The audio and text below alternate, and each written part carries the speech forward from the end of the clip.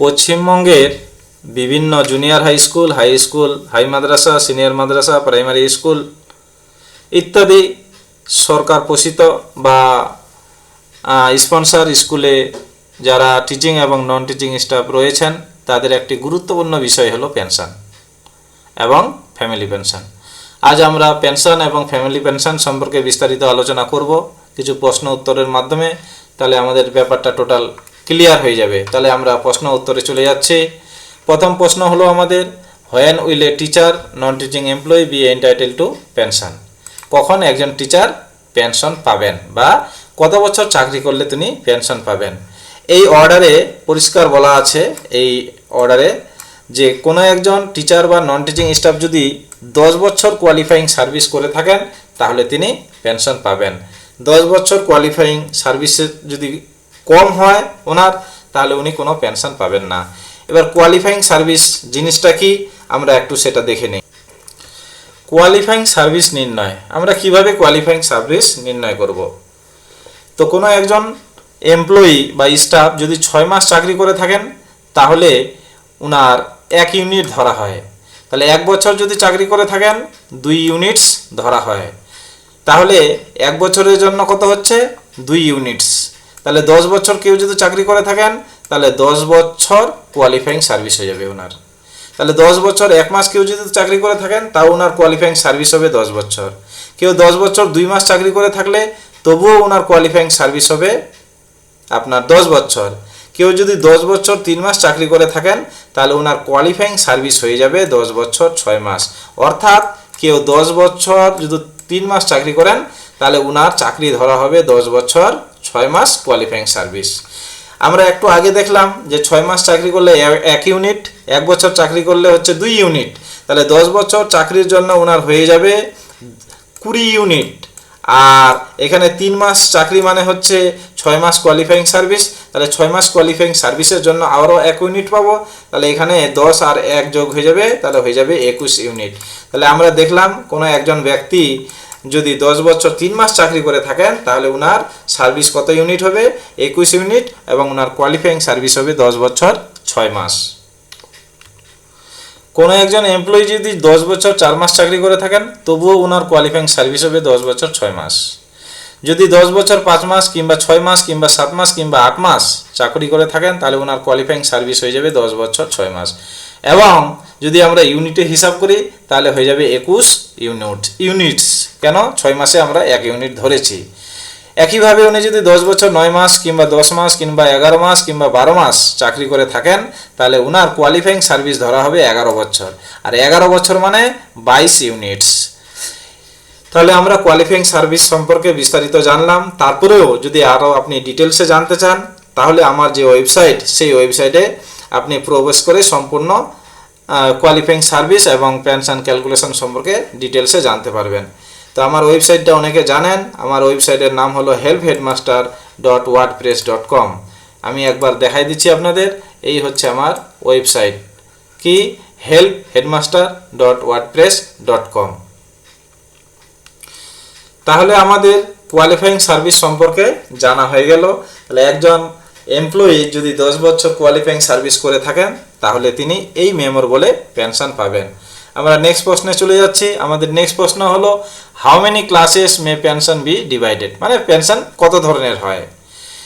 তো আমরা পেনশন সাধারণত 4 ধরনের পেয়ে থাকি। একটা হলো সুপার এনুয়েশন পেনশন, অর্থাৎ কোনো একজন এমপ্লয়ি যদি 60 বছর হচ্ছে ওনার সম্পূর্ণ করেন, মানে ওনার বয়স যদি 60 বছর কমপ্লিট করার পর রিটায়ারমেন্ট নেন, সরকারি যেটা নিয়ম, বা ওনার যদি এক্সটেনশন করা হয় সার্ভিস, তাহলে সেই এক্সটেনশনের পর কমপ্লিট করার পর যদি তিনি রিটায়ারমেন্ট নেন তাহলে উনি সুপার এনুয়েশন পেনশনের আওতায় পড়ে থাকেন।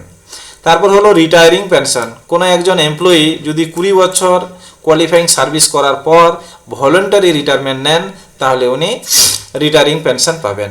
ইনভ্যালিড পেনশন, কোনো একজন এমপ্লয়ি যদি দেখা যাচ্ছে যে উনি এমন অসুখে জর্জরিত হয়ে গেছেন আর ফার্দার চাকরি করার মতো ওনার সামর্থ্য নেই, মেডিকেল টিম বা ডিস্ট্রিক্ট মেডিকেল বোর্ড যদি উনাকে দিয়ে থাকে যে উনি আর চাকরি করতে পারবেন না, সেক্ষেত্রে ইনভ্যালিড পেনশন নিতে হয়। তারপরে হলো কম্পেনসেশন পেনশন। কম্পেনসেশন পেনশনটা কি? কম্পেনসেশন পেনশনটা আসলে কি জিনিস, যদি কোনো এক ব্যক্তির পোস্টটাই অ্যাবলিশ হয়ে যায়, মানে পোস্টটাই শেষ হয়ে যায়, তাহলে ওনার চাকরিটা টার্মিনেট হয়ে যায়, তখন ওনাকে কম্পেনসেশন পেনশন নিতে হয়। কিংবা ইনস্টিটিউশনের রিকগনিশন যদি তুলে নেয়, সরকার যদি তুলে নেয়, হ্যাঁ, তাহলে ভ্যালিড গ্রাউন্ডে হবে সেটা, তাহলে উনি কম্পেনসেশন পেনশন পাবেন। এটা আমি আর বলছি না। প্রশ্নটা যেটা ছিল, হু ইজ ইন্টাইটেড টু সুপারঅ্যানুয়েশন পেনশন, তাহলে এটা হয়ে গেল।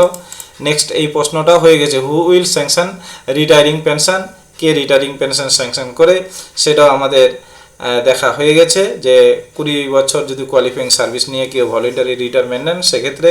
তারপরে ইনভ্যালিড পেনশনটাও আমাদের আলোচনা করা হয়ে গেছে, আপনারা এখান থেকে জাস্ট একটু দেখে নেবেন। তারপরে কম্পেনসেশন পেনশনটাও হয়ে গেল, আপনারা এটাও দেখে নিতে পারবেন। আমরা নেক্সট প্রশ্নে চলে যাচ্ছি, when does payment of pension commence, মানে পেনশন কবে থেকে চালু হয়। একজন এমপ্লয়ি যেদিন রিটায়ার করবেন ঠিক তার পরের দিন থেকেই ওনার পেনশন চালু হয়ে যায়, সেই কথাটা এখানে লেখা আছে, এই অর্ডারে বলা আছে। তাহলে আমরা এটাও হচ্ছে জানলাম। তার নেক্সট প্রশ্নে আমরা আবার চলে যাচ্ছি। নেক্সট প্রশ্নটা হলো আমাদের, when will an employee be allowed to retire if her date of birth falls on any day other than the first day of the month। প্রশ্নটা কি, কোনো একজন এমপ্লয়ি যদি মাসের প্রথম দিন ওনার ডেট অফ বার্থ না হয়, মাসের অন্য কোনো দিন হয়, 2nd তারিখ, 3rd তারিখ বা যে কোনো দিন হতে পারে, কিন্তু প্রথম দিন নয়, তাহলে উনি কবে রিটায়ারমেন্ট নেবেন? উনি তাহলে ওইটা মাস, যে মাসে ধরুন যে কোনো একটা মাসে ওনার হচ্ছে ডেট অফ বার্থ হলো 2 তারিখ, মার্চ মাসের 2 তারিখে ওনার ডেট অফ বার্থ, তাহলে মার্চ মাসটা টোটাল কমপ্লিট করার পরেই উনি রিটায়ারমেন্ট নেবেন। আমরা নেক্সট প্রশ্নে চলে যাচ্ছি। আমাদের যে পরের প্রশ্ন, সেই প্রশ্নটাতে আমাদের বলছে যে কোনো একজন এমপ্লয়ির যদি মাসের প্রথম দিনে ডেট অফ বার্থ হয়, তাহলে উনি কবে রিটায়ারমেন্ট নেবেন? তাহলে তিনি আগের মাসটা কমপ্লিট করে রিটায়ারমেন্ট নিয়ে নেবেন, আগের মাসের লাস্ট ডেটে রিটায়ারমেন্ট নেবেন। আমাদের নেক্সট এখানে তার পরের প্রশ্নটা হলো আমাদের, তাহলে নেক্সটের প্রশ্ন হয়ে যাচ্ছে যে how long is the minimum period of qualifying service for full pension, মানে কত বছর আপনি চাকরি করলে আপনি পেনশন পাবেন।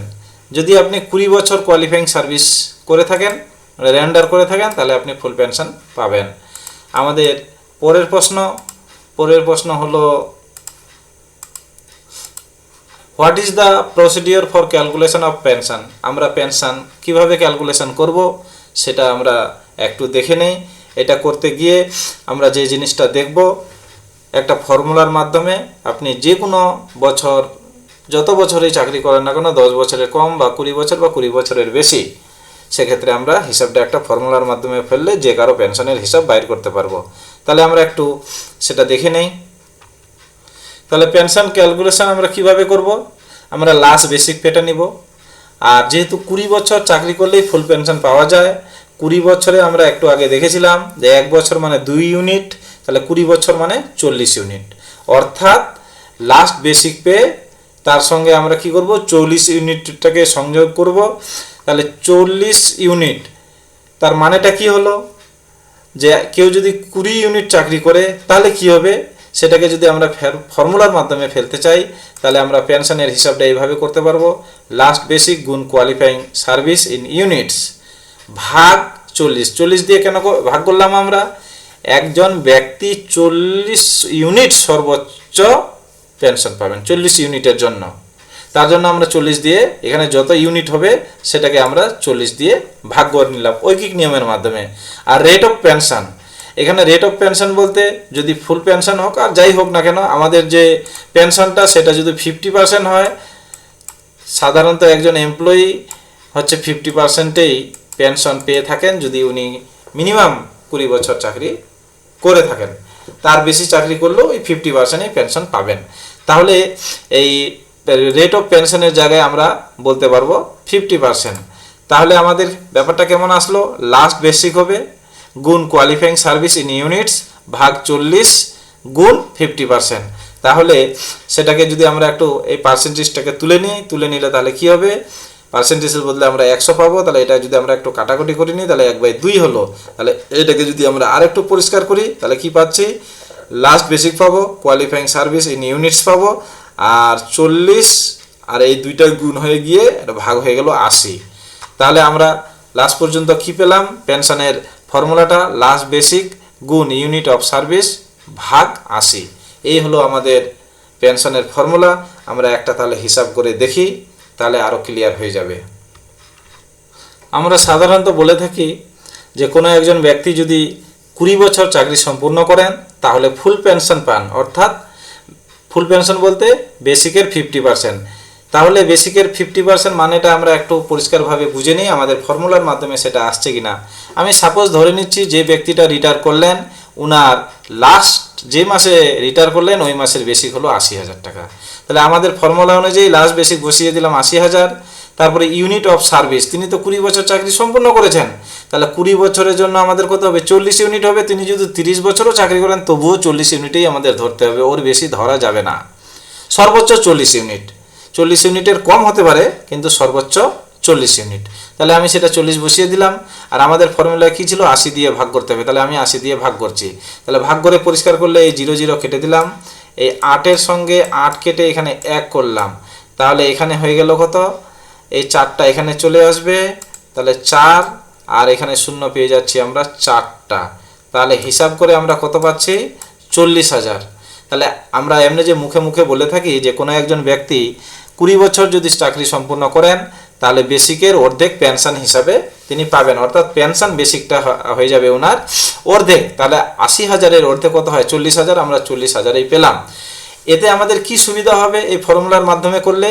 কেউ যদি 20 বছর চাকরি না করে 15 বছর করেন তাহলে জাস্ট আমরা খালি এখানে 15 বছর বসিয়ে নিব। তাহলে হয়ে যাবে কি? 80,000 গুণ 15 বছর মানে হচ্ছে আপনার গিয়ে 30 হচ্ছে ইউনিট। তাহলে এখানে হয়ে যাবে 30 আর নিচে বসবে 40, কাটাকুটি করে যেটা আসবে সেটাই। এবার আমরা আরেকটা জিনিস দেখবো এখানে, যে আমরা একটু আগে বলেছিলাম কোয়ালিফাইং সার্ভিসের ব্যাপারটা। কোনো একজন এমপ্লয়ি যদি 15 বছর 5 মাস চাকরি করে, সাপোজ এটা আমি ধরলাম 15 বছর 5 মাস চাকরি করলো, তাহলে 15 বছরের জন্য আমাদের হয়ে যাবে 30 ইউনিট, আর 5 মাস মানে তো হচ্ছে কোয়ালিফাইং সার্ভিস 6 মাস, 6 মাসের জন্য আমরা পাবো 1 ইউনিট। তাহলে এটা টোটালি কত হয়ে যাবে? 31 ইউনিট। তাহলে আমরা এই জায়গাটাতে কি বসাবো? 40-এর জায়গায় জাস্ট খালি 31 বসাবো। তাহলে কোনো একজন যদি এমপ্লয়ি হচ্ছে 15 বছর 5 মাস চাকরি করে তাহলে উনার বেসিক যে পেনশন হবে কি হবে? 80,000। তাহলে আমি 80,000 একটু লিখে নিচ্ছি। তারপরে আমরা কি দিয়ে গুণ করব? 31 দিয়ে গুণ করব। কেন? তিনি তো 15 বছর 5 মাস চাকরি করেছেন, তাহলে 31 দিয়ে গুণ ভাগ কি হবে? 80। পরিষ্কার করলে যেটা বাড়াবে এইটাই উনার হয়ে যাবে বেসিক পেনশন। নিশ্চয়ই আপনারা তাহলে পেনশনের হিসাবটা বুঝতে পেরেছেন কিভাবে ক্যালকুলেশন করা হয়ে থাকে। আমরা তাহলে নেক্সট প্রশ্নে চলে যাচ্ছি। আবার আমাদের পরের প্রশ্নটা হচ্ছে, এই 12 নম্বর প্রশ্নটা হচ্ছে, how much is the minimum amount of monthly basic pension and family pension? Minimum আপনি কত টাকা পেনশন পাবেনই। 2019-এর যে রোপা, সেই রোপাতে পরিষ্কার বলা হয়েছে একজন এমপ্লয়ির বেসিক যদি হচ্ছে খুব কমের দিকে থাকে, ওনার যদি ধরেন হিসাব টিসাব করে দেখা যাচ্ছে যে উনি 5,000 টাকা পেনশন পাচ্ছেন, তাহলে ওনার 5,000 বেসিক পেনশন হবে না, উনি মিনিমাম পাবেন হচ্ছে 8,500। এবং ফ্যামিলি কোন এটা এই অর্ডারে বলা হয়েছে। একইভাবে ম্যাক্সিমাম কত পেনশন পাবেন এবং ফ্যামিলি পেনশন পাবেন। একজন এমপ্লয়ি ম্যাক্সিমাম 1,05,000 টাকা নিজে পেনশন পাবেন, এবং যদি উনি মারা যান তাহলে পেনশনের যদি আওতায় ওনার ফ্যামিলি থাকে তাহলে উনি ম্যাক্সিমাম 60,300 টাকা হচ্ছে বেসিক পেনশন হিসাবে পাবেন, ফ্যামিলি পেনশন, যেটা এই অর্ডারে বলা হয়েছে রোপা 2019 অনুযায়ী। এরপরে আমরা নেক্সট প্রশ্নে চলে যাচ্ছি। নেক্সট প্রশ্নটা হলো আমাদের নেক্সট প্রশ্ন, এটা 14 নম্বর প্রশ্ন। নেক্সট প্রশ্ন, তো নেক্সট প্রশ্নতে আমাদের কি বলছে? How long is the minimum period of qualifying service for pension? মানে মিনিমাম পিরিয়ডটা কত? এটা প্রশ্ন একবার আমাদের আগেও আলোচনা করা হয়ে গেছে যে মিনিমাম কত বছর কোয়ালিফাইং সার্ভিস হলে উনি পেনশন পাবেন। এখানে বলা হয়েছে অ্যাটলিস্ট 10 ইয়ার্স কোয়ালিফাইং সার্ভিস। আমি আগেই বলেছি কোয়ালিফাইং সার্ভিসের ব্যাপারটা কি, যে 3 মাস পর্যন্ত কেউ যদি চাকরি করেন ওইটাকে কোয়ালিফাইং সার্ভিসে 6 মাস ধরা হয়। 4 মাসও যদি চাকরি করেন তবুও 6 মাস, 5 মাসও যদি চাকরি করেন 6 মাস, এরকম করতে করতে 8 মাস পর্যন্ত যদি কেউ চাকরি করে থাকেন তাহলে সেটা 6 মাস ধরা হয়। 8-এর পর যখন 9 হয়ে যাবে ওটাকে 1 বছর ধরা হয়, যা আমরা আগেই আলোচনা করেছি। এখানে আর নতুন করে কিছু বলার দরকার নেই। আমরা নেক্সট প্রশ্নে চলে যাচ্ছি। 15 নম্বর প্রশ্ন, when is the family pension admissible? কখন ফ্যামিলি পেনশন পাওয়া যাবে? তাহলে ফ্যামিলি পেনশনের পাওয়ার শর্তটা কি? যে family pension is admissible to a member of the family of a teacher non teaching employee. কখন? যদি ওই যিনি এমপ্লয়ি আছেন উনি যদি মারা যান, die in harness. Die in হার্নেসটা কি? চাকরি থাকতেই যদি মারা যান তাহলে ফ্যামিলি পেনশন পাওয়া যাবে। যদি ওই ব্যক্তি কমপক্ষে 1 বছর চাকরি করে মারা যান তাহলে ফ্যামিলি পেনশন পাওয়া যাবে। 1 বছরের কম যদি চাকরি হয় তাহলে ফ্যামিলি পেনশন পাওয়া যাবে না। তারপরে 2 নম্বরে কি? In case of death of a teacher non teaching employee after retirement. কোনো একজন এমপ্লয়ি চাকরি করছেন, চাকরি করে ওনার 60 বছর কমপ্লিট হয়ে গেল, মানে ওনার বয়স 60 বছর হয়ে গেল, তারপরে উনি রিটায়ার করলেন। রিটায়ার করার পর উনি মারা গেলেন, তাহলে ওনার পর যে ডিপেন্ডেন্ট পার্সনেরা আছে ওনারা ফ্যামিলি পেনশন পাবেন। তবে এক্ষেত্রে মনে রাখতে হবে এট এ টাইম একজনেই কিন্তু ফ্যামিলি পেনশন পাবেন। আমাদের পরের প্রশ্ন 15 নম্বর প্রশ্ন হয়ে গেল। এবার আমরা চলে যাব আমাদের 16 নম্বর প্রশ্নতে। 16 নম্বর প্রশ্নটা কি? কি কি কন্ডিশন পূর্ণ হলে ফ্যামিলি পেনশন পাওয়া যাবে, না হলে পাওয়া যাবে না? তো সেটা আমরা একটু জাস্ট এক নজরে বা এক ঝলকে দেখে নিই যে কি, in the case of widow বা widower up to the date of death or remarriage. অর্থাৎ যিনি হচ্ছে মারা গেছেন, যে এমপ্লয়ি মারা গেছেন সেটা রিটায়ারমেন্টের পর বা ডাই ইন হার্নেসে, তাহলে উনার যে ওয়াইফ, সেই ওয়াইফ হচ্ছে উনার মৃত্যু পর্যন্ত ফ্যামিলি পেনশন পাবেন। কিংবা উনি যদি রিম্যারিজ আবার করে নেন, যেটা আগে হবে, সেই যেটা আগে ওনার পূর্ণ হবে সেই পর্যন্ত উনি ফ্যামিলি পেনশন পাবেন। তারপরে কি? In the case of minor son until the attain the age of 18 years. ওনার যদি কোনো মাইনর সন থাকে হচ্ছে তাহলে 18 বছর পূর্ণ হওয়া পর্যন্ত ফ্যামিলি পেনশন উনি পাবেন। In the case of unmarried daughter, কোনো যদি ওনার মেয়ে থেকে থাকে এবং তার যদি বিয়ে হয়ে না থাকে তাহলে উনি 18 বছর পর্যন্ত ফ্যামিলি পেনশন পাবেন। কিংবা ওনার যদি বিবাহ হয়ে যায় 21 বছরের আগে, তাহলে যেটা আগে হবে ওই পর্যন্ত ফ্যামিলি পেনশন পাওয়া যাবে। In the case of dependent parents up to the date of their death or remarriage, ওনার যদি ডিপেন্ডেন্ট প্যারেন্টস থাকে, বাবা বা মা এমপ্লয়ির, তাহলে ওনার মৃত্যু পর্যন্ত বা দ্বিতীয় বিবাহ করা পর্যন্ত উনি ফ্যামিলি পেনশন পাবেন। আমাদের পরের প্রশ্ন, তারপরের প্রশ্ন আমাদের হচ্ছে, will the enhance rate of family pension exceed 50% of the amount reckonable for family pension? প্রশ্নটা কি? যে ফ্যামিলি পেনশনের যে হচ্ছে এনহান্স রেট মানে বর্ধিত রেট, আসলে পেনশনের তো দুটো রেট আছে। ফুল পেনশন হলো 50%, এটা হলো ফুল পেনশন। আর ফ্যামিলি পেনশনের আরেকটা ভাগ আছে, এটা হলো 30%। তো এই 50% যদি ফ্যামিলি পেনশন পায় তাহলে সেটাকে বলা হয় এনহান্স রেট বা বর্ধিত রেট, আর এই 30%টাকে বলা হয় নর্মাল রেট। তো ফ্যামিলি হচ্ছে দু ধরনের পেনশন পেয়ে থাকে, একটা হচ্ছে বর্ধিত রেট আর একটা হচ্ছে আপনার গিয়ে নর্মাল রেট। বর্ধিত রেটটা হলো বা এনহান্স রেটটা 50% আর নর্মাল রেটটা হলো 30%। তো এই যে এখানে যে ফ্যামিলি পেনশন কখনোই 50% পার হবে না, এখানের এটাই মানে বোঝাতে চেয়েছে। আমাদের পরের প্রশ্নটা হলো, what is the procedure for calculation of family pension? Family pension ক্যালকুলেশনের প্রসিডিওরটা কি? ফ্যামিলি পেনশনের যদি নর্মাল রেট হয় তাহলে হচ্ছে 30%, একটু আগেই বললাম। আর এনহান্স রেটটা হলো 50% প্লাস বেসিকের। উনি যে এমপ্লয়ি ছিলেন, উনি যে হচ্ছে মারা গেছেন বা চাকরি থেকে যে রিটায়ার করলেন, যে মাসে রিটায়ার করলেন ওই মাসে ওনার যা বেসিক ছিল সেই বেসিকের 30% হলো নর্মাল রেট আর হচ্ছে 50% হলো এনহান্স রেট। তো কখন নর্মাল রেটে পাওয়া যাবে আর কখন এনহান্স রেটে পাওয়া যাবে? কোনো একজন এমপ্লয়ি যদি ডাই ইন হার্নেসে হচ্ছে মারা যান, হ্যাঁ, চাকরি থাকতেই যদি উনি মারা যান, তাহলে উনার হচ্ছে চাকরি থাকতে যদি মারা যান তাহলে ওনার ফ্যামিলি তো হচ্ছে বর্ধিত হারে পেনশন পাবেন, সেটা উনি 7 বছর পর্যন্ত পাবেন। কিংবা যদি এমপ্লয়ি রিটায়ারমেন্টের পর মারা যান তাহলে ওনার বয়স যতক্ষণ না 67 বছর পর্যন্ত হয় ততক্ষণ পর্যন্ত ফ্যামিলি পেনশন 50% পাওয়া যাবে। এই দুটার মধ্যে যেটা হচ্ছে আগেই হচ্ছে পূর্ণ হয়ে যাবে তখনই ওনার হচ্ছে এনহান্স রেটটা বন্ধ হয়ে যাবে, আবার নর্মাল রেটে উনি পেনশন পেতে থাকবেন। অর্থাৎ এখানে কি হয় 67 বছর ওই এমপ্লয়ি এর বয়স যদি মারা যান 67 বছর পর্যন্ত যতক্ষণ না পূর্ণ হচ্ছে ততক্ষণ পর্যন্ত ফ্যামিলি বর্ধিত হারে ওনার ফ্যামিলি পেনশন পাবেন। কিংবা ওনার 7 বছর পর্যন্ত 7 বছর পর্যন্ত কিংবা 67 বছর এই দুইটার মধ্যে যেটা আগে পূর্ণ হবে অত পর্যন্তই এনহান্স রেটে ফ্যামিলি পেনশন পাওয়া যাবে, তারপরে আবার নর্মাল রেটে পেনশনটা পাওয়া যাবে ফ্যামিলি পেনশন। আমাদের পরের প্রশ্ন হলো from which date will family pension take effect? কবে থেকে ফ্যামিলি পেনশন ইফেক্ট হবে? যে এমপ্লয়ির জন্য ফ্যামিলি পেনশনটা পাওয়া যাবে ওই এমপ্লয়ি যেদিন থেকে মারা যাবেন ঠিক তার পরের দিন থেকে ফ্যামিলি পেনশন পাওয়া যাবে, যা এই মেমোতে বলা আছে। আমাদের নেক্সট প্রশ্ন 19 number, will payment of family pension be any bar if the person receiving family pension happens to be employed? There is no bar to receive family pension by a person who happens to be employed. অর্থাৎ কোনো একজন হচ্ছে এমপ্লয়ির উপর নির্ভরশীল যিনি family pension পাচ্ছিলেন উনি যদি হচ্ছে চাকরিও পান তবুও উনি ফ্যামিলি পেনশন পাবেন, এতে কোনো অসুবিধা নেই, এই মেমোতে উল্লেখ আছে।